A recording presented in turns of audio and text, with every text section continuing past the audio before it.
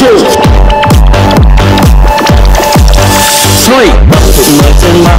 thời gian địa điểm rõ ràng lại một năm mừng ở trong làng ngõ tìm không dừng về trong làng rồi ngày cưới rộn ràng khắp vùng áo cho nơi tới già trẻ đi cùng nhiều ngày tháng giờ này tương phùng mà lòng cay giờ em đã là vương người ta áo trắng cô dâu cần hoa nhà tung vé thanh niên hòa ca bài ba đưa lên đất nước theo ấy là thành đám cưới em với người ta anh biết do anh mà ra tình yêu ấy ngày xa càng xa buồn thay la la la.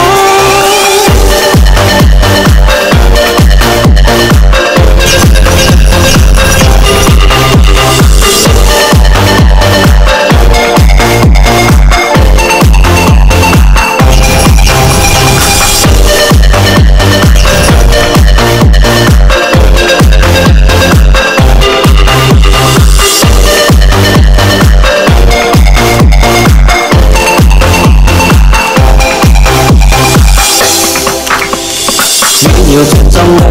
anh thấy lòng càng dối bời nhiều ngày đó nhiệt tình ngó lại chúng ta cùng nhau thì em anh bao phó mặc ở duyên trời nhưng có tâm anh tránh hàng tại sao thôi một người vẫn một người không đợi thì đành tìm ai giờ em đã là vợ người ta áo trắng cô dâu cầm hoa nhà tung vé thanh niên hòa ca bài ba cứ lên đất nước theo ấy là thành đám cưới em với người ta anh biết do anh mà ra tình yêu ấy nơi xa càng xa buồn thay la la la la la la.